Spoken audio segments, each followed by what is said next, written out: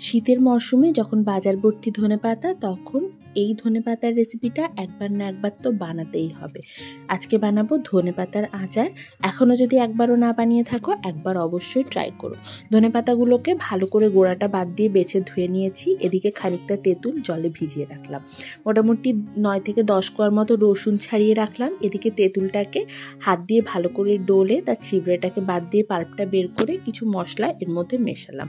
মশলার মধ্যে জিরে গুঁড়ো, ধনে গুঁড়ো, লঙ্কার গুঁড়ো, কাশ্মীরি লঙ্কার গুঁড়ো, নুন, গরম মশলার গুঁড়ো সব কিছু দিয়ে ভালো করে মিশিয়ে সরিয়ে রাখলাম। ধুয়ে রাখা ধনেপাতাটা প্যানের মধ্যে দিয়ে 4টে কাঁচা লঙ্কা দিয়ে একটু শুকনোই নাড়াচাড়া করব যাতে এর জলটা মরে যায়। তারপর এই ধনেপাতাটাকে একটা মিক্সার গ্রাইন্ডার জারে নিয়ে জল ছাড়া এটাকে একটু বেটে নেব।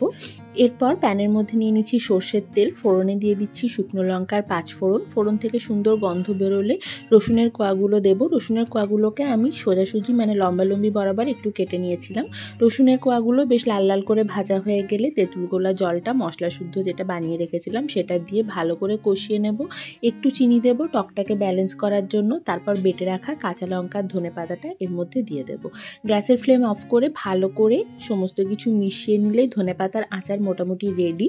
এটাকে এবার সংরক্ষণ করতে হবে। সংরক্ষণ করার জন্য একটা কাচের বোতলের মধ্যে এটাকে ভরে ওপর থেকে একদম গরম করে ঠান্ডা করে নেওয়া সর্ষের তেল ঢেলে এটাকে ঢাকনা দিয়ে সংরক্ষণ করে রাখা যাবে মোটামুটি 15 থেকে 20 দিন। ফ্রিজে রাখলে 1 থেকে 1.5 মাস বা 2 মাস অবধি।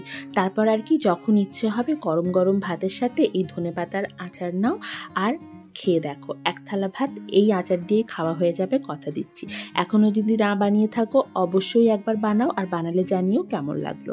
চলো আজকে এটুকুই, ফিরে আসবো অন্য কোনো রেসিপি নিয়ে। টাটা।